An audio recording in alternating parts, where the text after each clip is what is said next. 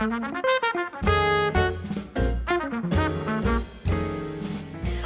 up, everyone? Welcome back to the Candid Creative Podcast.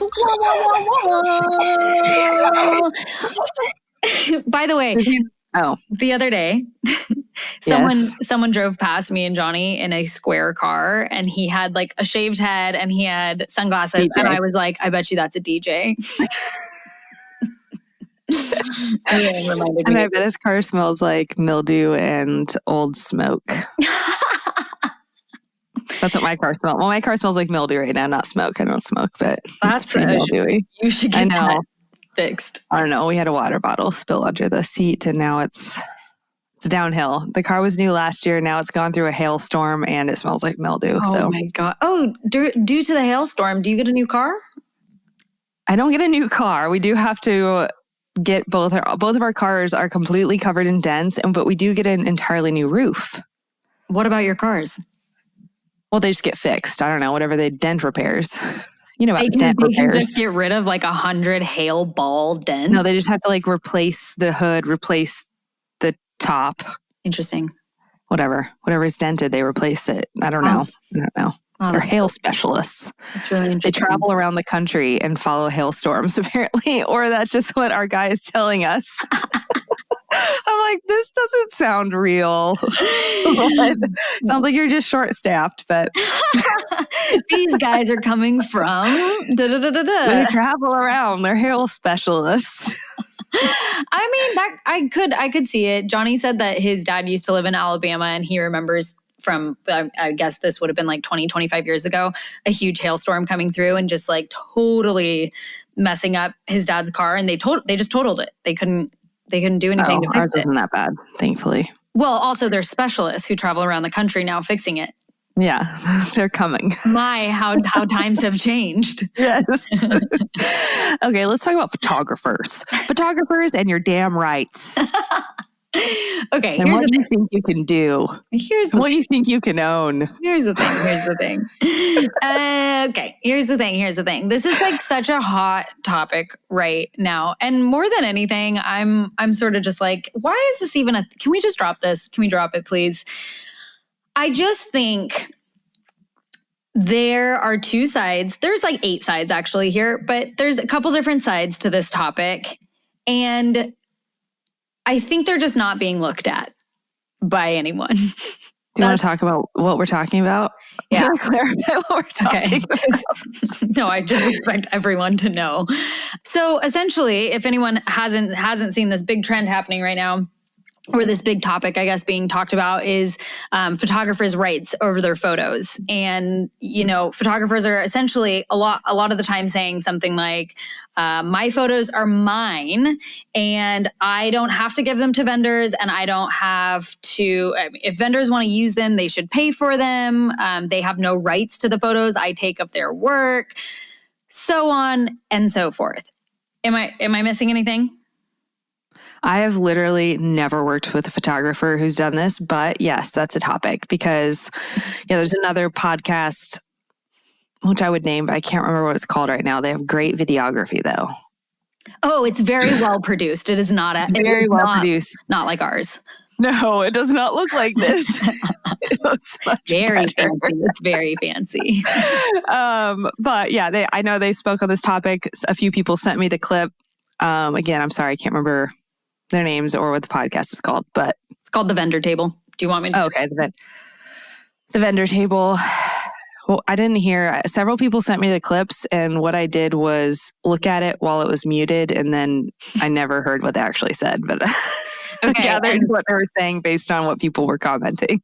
And Manda posted it on Manco Monthly on my story, just giving my thoughts. And here is the thing.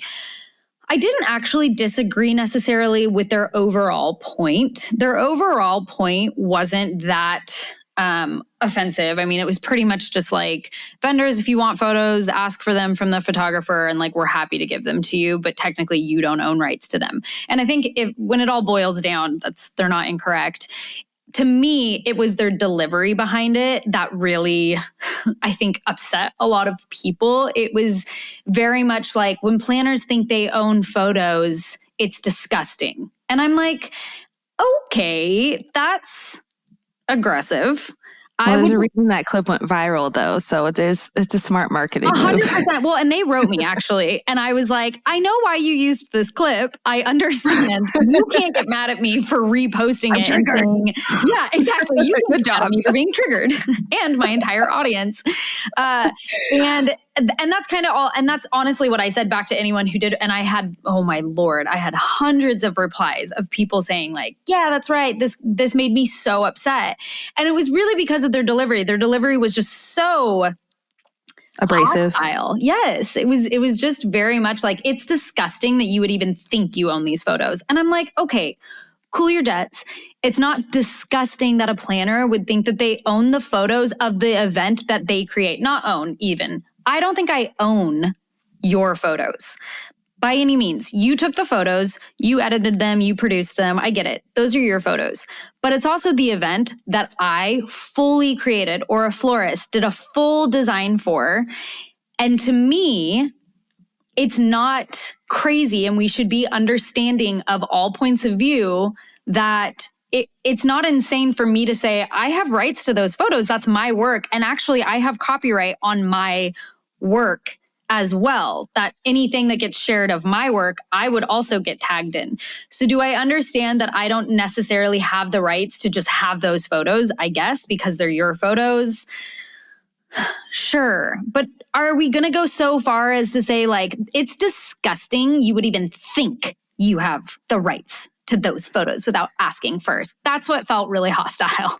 The thing for me is like, I don't like pointless statements and pointless conversations. And so I'm like, what's the point here? Like, do you not want to share your photos? Is that the point? Or are you just being a dick? Talking about it to talk about it? I don't know. I'm like, don't share your photos then. Yeah. But what's the point of not sharing your photos? It's literally, and you know what, photographers, if you have thoughts on this, feel free to write us. Mm-hmm. If you're like, this is the point of not sharing it, or is it just the principle that you want to like show your power over your photos? But like, it's literally free marketing. I do think that people should tag you, obviously. If you're like, well, people don't tag me. Okay, that's a different issue. Correct. Maybe have people sign a contract when you send them the gallery that just says they'll tag you, mm-hmm. on the website. Mm-hmm. I know it's hard to tag on the website, so I can see how that can be frustrating. But yeah, ultimately, I'm like, what is the point of this conversation? Mm-hmm. Exactly. Well, because I don't know planners who think that they own your photos necessarily. Or maybe they just have had people seem very like entitlement annoys me too. Mm-hmm. Like, but so yeah, there's rude planners, there's rude florists, there's rude photographers, there's rude DJs in square cars. Yeah, naturally. There's rude people everywhere. So I understand it's frustrating if someone rude is acting entitled to your photos. I get that. But like as an industry conversation, like what's the point of this conversation? Correct. Exactly. And my whole point when I reposted it even was like, first off, no one here is trying to own your photos. They're trying to post photos of their work that you took, and totally agreed they should tag you. So we're on the same page there. Right. But it's not crazy that they would want to share photos of their work, whether or not you took them. Okay. So put that aside. If you don't want to share your photos, then you also have to understand that you don't own that event. So then in that case, if I want to take photos on my iPhone, or if I want to have someone on my team take professional photos for me of my design, and then I want to post them, I'm fully within my rights to do that, and I don't have to tag you ever. So wouldn't you rather me use your photos and tag you and give you that marketing potential rather than bring on my own team member, which I'm fully within my rights to do, to take my own photos and then just never tag the photographer from the event? I mean, again, to your point, what are we even talking about right now? And then then I feel like a lot of photographers then wanted to have a problem with that, where they were like, you can't, I'm exclusivity. And I'm like, that's not how that works. You sign a contract with your client for exclusivity of you shooting their event and you being their sole photographer, but you're not my photographer. So if I want to bring someone on from my team, and I don't think, if I brought on a photographer as the designer to take photos, I wouldn't tag that photographer. Like, to me, that would be over. It's in-house. Yes, it would be my in-house team taking photos for my team that have no exclusivity rights on it. It's just my marketing material, essentially. So I'm not required to tag you.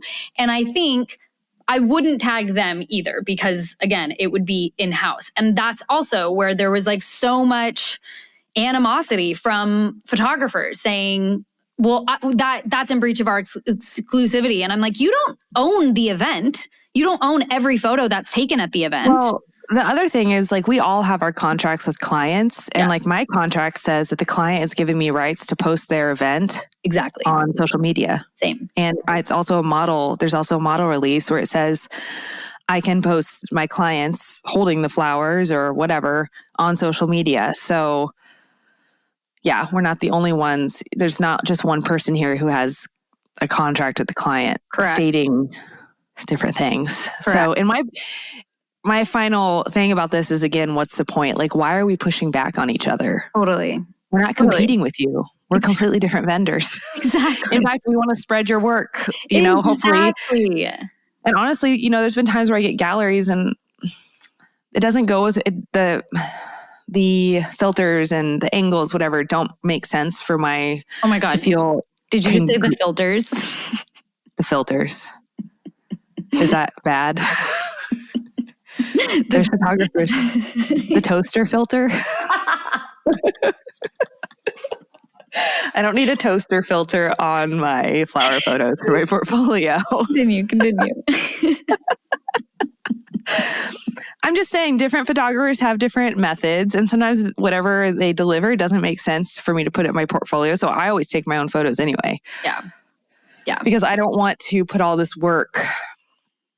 Honestly, if a client says I can't share photos, it's really hard for me to want to book with them because yes, I want to pay my bills, but also something that helps me pay my bills is adding to my portfolio. Totally. And so it's like, if you can have photos, this is a whole different topic. Sorry, everyone. But it's like having photos from that event is a compounding way to build your income rather than like, I'm getting paid once for this event and then it's done forever. If you have photos, it's like you can potentially make more income using those photos in your portfolio. So yeah, I'm just very strict. Like I take my own pictures anyway, because if a photographer for whatever reason doesn't want to share them, or they just took a picture of the back of the bouquet or whatever, like I need that anyway. So yeah. I never knew photographers had issues with that though. Yeah, it seems to be, I mean, no photographer I've ever worked with has had an issue with it. So I think it maybe is a new thing. And I'm sure it's in like a specific realm of the wedding industry. It's definitely not something that I deal with. But I just think it's an interesting conversation because to your point, like, who are you benefiting here? What's actually, I don't understand the power struggle. And I think share your photos, make sure people tag you. Make sure you tag the photographer in the photos, period. Photographers, if you don't want to share without charging or something like that, then be okay with the fact that the florist or the planner or the venue might take their own photos of the event and use it as marketing material because to your point, they probably have a contract with the client also stating that they can use any of the photos from the event. So if you don't want to share your photos, that's fine. But then know that other photos will probably be taken. But if you don't want to share your photos, just like also if a photographer is listening right now and they feel like we have issues with photographers, that's not true. We love you. We just want you to love us too. That's all. But we also this is marketing. Like your work is getting spread the most for free. Yeah. So yeah, it's free marketing. Maybe we should be making you pay us to advertise your services. I'm just kidding. My point is don't be so stubborn that it's hurting your business and your brand awareness. Right. That's all. That's just pride. Pride can really... Maybe. Anyways, moving right along. Let's talk about the topic of today. Should we have relationships with our clients? And if so, what should those relationships look like? Well, I will say as a florist, I have done events for probably 15 years. I don't do them right now, but I have not been one to have relationships with my clients just because I don't have the capacity for it and I don't fake things. So that's just my personal preference. So I think that different clients are attracted to different vendors for different reasons. So, obviously if a client needs that relationship, they probably won't choose me. What do you think? Yeah, I think that's probably part of your brand. And I think you get to decide what relationships look like with your clients. But I do think there was this trend for a while, especially in the creative industry, that was like, I need to be best friends with my clients. I need to connect with them. We have to eat tacos together and we have to both love tequila and have dogs. And I very firmly do not believe in that anymore. And I do think the first few years of my business, I definitely, I was like...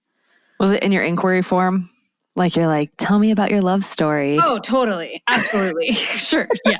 I mean, honestly, my first 2 years of business, me and Johnny got drinks with almost every client before they booked us.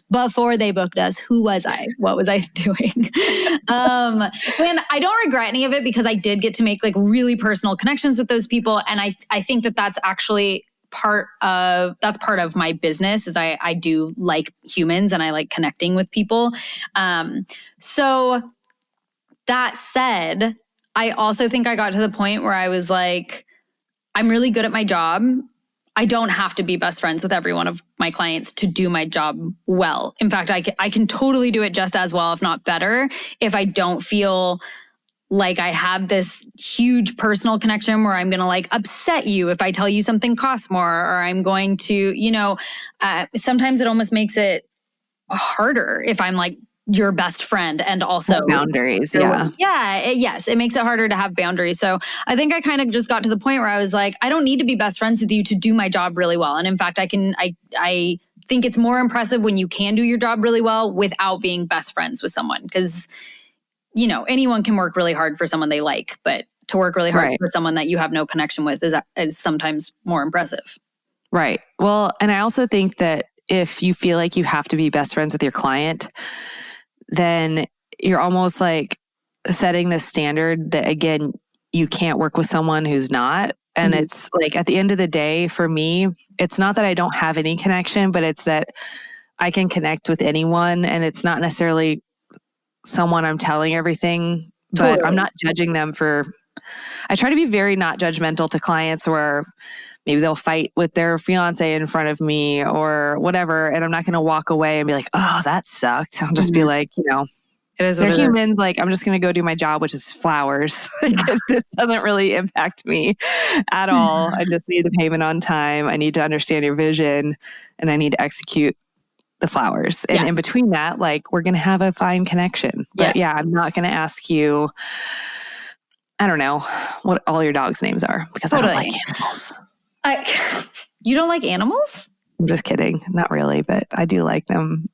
I like baby wild animals. I don't like domesticated animals. Did you say baby wild animals? Yeah. Specific. I like wild animals. I don't love domesticated animals like the way people love domesticated animals. It doesn't warm my heart. Sure. Just this is a weird relationship. You deserve to be free.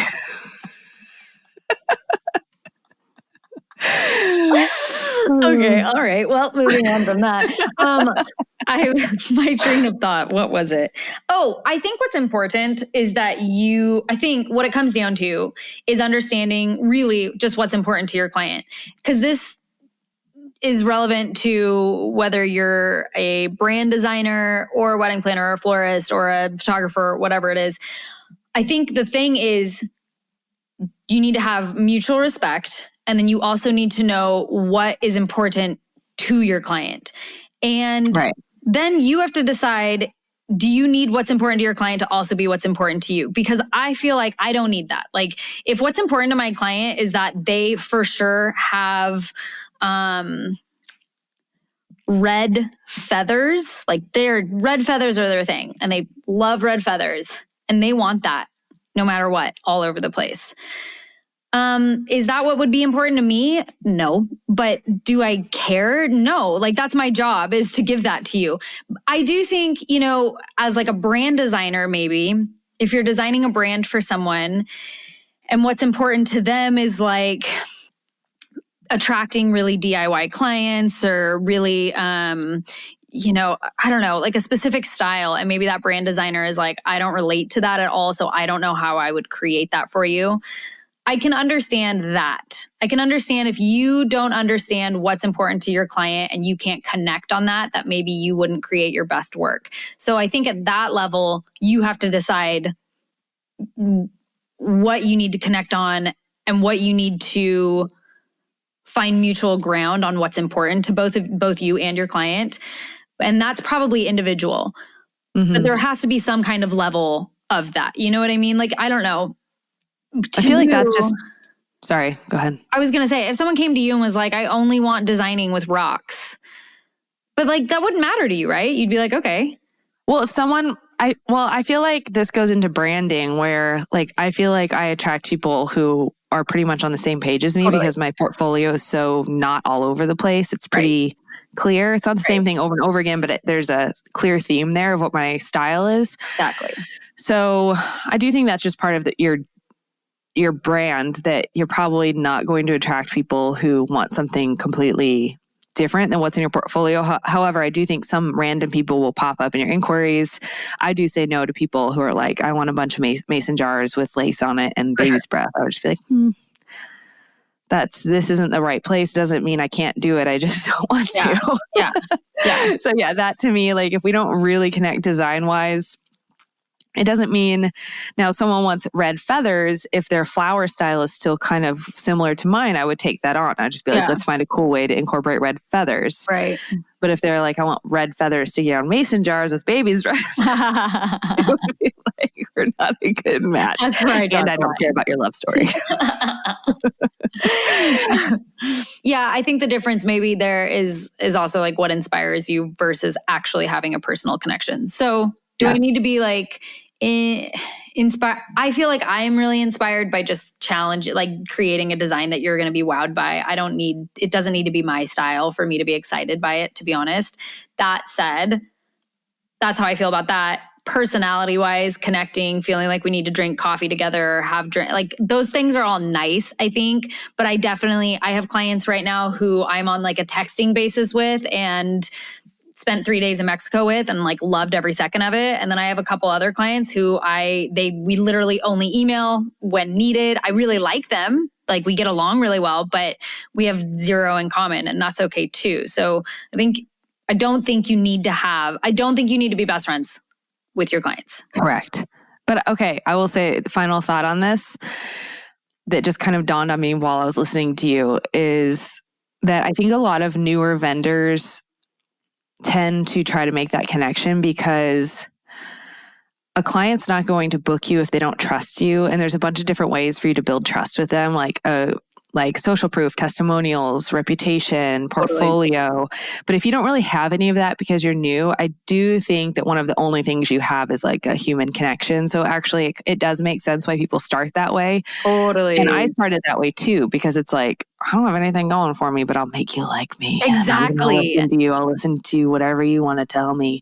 But then once I started booking more and more and I like optimized my portfolio for trust and like got lots of social proof and testimonials and referrals and built relationships with planners, it's like, I don't need to make a personal connection to get booked anymore because that's just not something I enjoy a lot. Not because I don't enjoy humans. It just becomes too much. It feels like a factory of relationships. Right. Meeting people, like I have to connect with another person. For me, that's exhausting because I think I'm an introvert, as we recently discussed. Indeed. And so I just prefer not. I prefer to give them really good service so that they feel like they don't need anything else from me. That's so actually interesting and sort of enlightening because I do feel like my first 2 or 3 years in business, I even remember like bringing people on. One of like my mantras was, if they like you enough everything's okay. You can't fuck up if someone loves you. If someone loves you as a person and like they're charmed by you and they feel like they're best friends with you, it doesn't matter if you know, mess up on a chair placement or accidentally, whatever it is. If you accidentally do something, but someone loves you and feels like they're connected enough to you, it won't matter. And so it's really funny that you say in the first couple years of business, this is something that almost like carries you because you become best friends with your clients. And it's your only tool. Yeah. It's your only resource to book people. Yeah. And you can do no wrong that way. And then you like kind of grow out of that where you're like, my work, like you're showing your value in so many other ways, your portfolio and your testimonials and your experience and all these other ways that you can show your value rather than just being best friends with them. Right. And so that kind of falls to the wayside. And then you're like, we don't have to be best friends. Everything else speaks for itself. Yeah. I'm just going to do my job. Yeah. And then being best friends is kind of just this like cherry on top, I guess. You know what I mean? So yeah, that's like a really, really interesting concept actually to think about. It's very true. Yeah. It's one of the things that definitely can propel you in your first couple of years of business. But I do think when you get to the point where like your work speaks for itself, you don't have to be best friends. Just do your job really well. Mm-hmm. Yeah. Agreed. Interesting. And with that, let's end it. Shall we talk about what we're ditching? Yeah. Oh, God. Let's talk about what we're ditching. All I can think of is I'm ditching pale skin. I'm getting tan.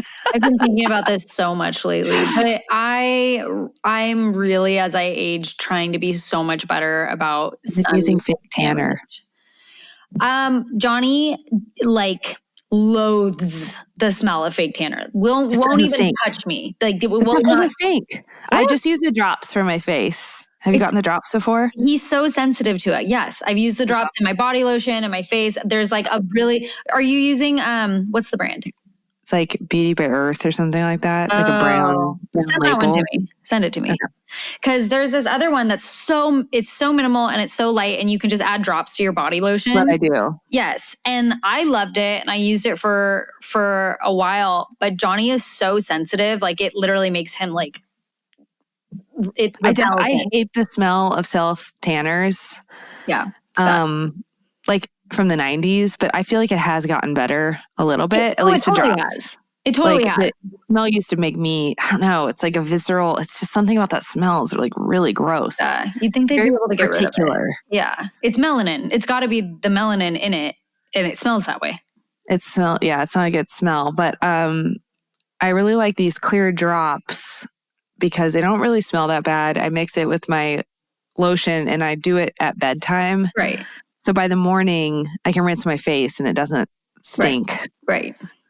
But yeah, I'm surprised Brian's not said anything about it because he's pretty sensitive to smells too. Maybe he just, I don't know. He did tell me I had a nice glow. Maybe he prefers the glow over the lack of smell. We love that. No, Johnny hates it no matter what. If I even have the slightest bit of it on, he'll smell it from like across the house and be like, "What is that shit? Burn it." So, and unfortunately, I do happen to like Johnny liking being around me and such. So I've ditched sunless tanner, unfortunately, and now I'm just avoiding the sun. I love it. As pale as can be. Anyways, so good for you. I'm glad that this is all natural. I go outside. Well, this lighting is kind of weird. My face, it matches this, but it definitely doesn't look like it on screen. But this is natural. But the thing is, I don't want to tan my face because it's obviously going to age it a lot. So right. It's nice to have my face actually match my tan. Right. For once. Right. Love that. So I'm ditching a pale face. Wow. Good for you. I don't think I have anything that I'm ditching this week. All right. Thanks for listening, everyone. I can't think of anything that I'm getting rid of. I'm really sorry, everyone. Oh, I ditched melatonin. I don't know if that's... I did it a while ago. Good job. Thank you. We've talked about this before. Melatonin really, messes up your hormones and I don't like to depend on anything. As much as I love structure and I just love structure, honestly. That's it. I just love structure. I just love, I love having a routine. I love like, even if I don't stick to a plan, like I don't need to stick to a plan, but I like having them there. You know, I'm the type of person who makes reservations just in case, but totally happy to go wherever. But if no one else makes a plan, I'm like, great, we have a reservation. You know, I like having the structure, whether or not I stick to it. I just don't like depending on something every single day. I don't want every single day for me to need melatonin to go to sleep. Yes, I don't want coffee every morning to have to wake up. I don't want there to be anything that I'm depending on. So, and we've been in the warmer weather for the last couple months, and I think that's helped a lot. And I just haven't been using melatonin, and I'm pretty pumped on it. That's awesome. Have you still also not been drinking alcohol? Oh, no. I've done, don't be crazy. I have absolutely, actually, hard alcohol, I've pretty much completely nixed. Yeah. I think I've had like one martini in the last 6 months, which is sad. But wine doesn't seem to affect me as much. So I can have 2 glasses of wine, no more, which is also sad. But I have pretty much ditched hard alcohol and I feel a lot better. Yeah, that's good. Yeah. So I never was really into that anyway. So I do love some mezcal. I like mezcal, but I don't love how I feel. So for the most part, I don't drink. I mean, I just don't drink hard alcohol. Yeah. I don't even drink wine because honestly, like that. Also, I don't love how that makes me feel. Sometimes I'll have like a ranch water. Ew, I just think ranch waters just taste like soda water. I just don't like that. Not those. Not those. The ranch water came out with another thing that's like, it tastes like a margarita kind of, but they are margaritas. The canned margaritas? Yeah. Yeah. I like those ranch waters. They come in mango, blood orange. Yeah, amazing. Those are the ranch waters I like. And if I have 1 or 2, I feel nothing the next morning. Yeah, so that makes sense. If I want to numb my brain, disappear, escape my pains. God. I'll have a ranch water. I feel like I just have to be done drinking. Like I really can't drink past like 7 p.m. Yeah, because your body isn't like metabolizing anymore. And then you get all crazy. Yeah. And then you go to sleep and your body, like your metabolism slows down even more. And then that's when I wake up with my heart beating out of its chest. I feel like I'm having a heart attack. So if I stop drinking by 7. If you stop drinking. No more than 2 drinks have to be done by 7. This sounds like I live a very strict life. This is literally the same rules I've made for myself too. Because I love my mornings. Yes, same. And I love waking up early and I'm the most productive. And I'm just, anytime anything messes with, and I love working out. Anytime feels like such a waste. Yes, exactly. It's a waste. It's like, this is my most productive moment and I feel terrible. What a waste of a day. For what? And for what? Poison myself. Exactly. Yeah. Welcome to our 30s. To poison myself on a schedule. Exactly. That's what it's all about. It's all about moderation. You can poison yourself, but in moderation, and you stop at a certain time of night. Words to live by. You're all welcome for this podcast. If you got nothing else from it, poison yourself on a schedule. Yep. Well, all right. Thanks, everyone. Until next time. Bye.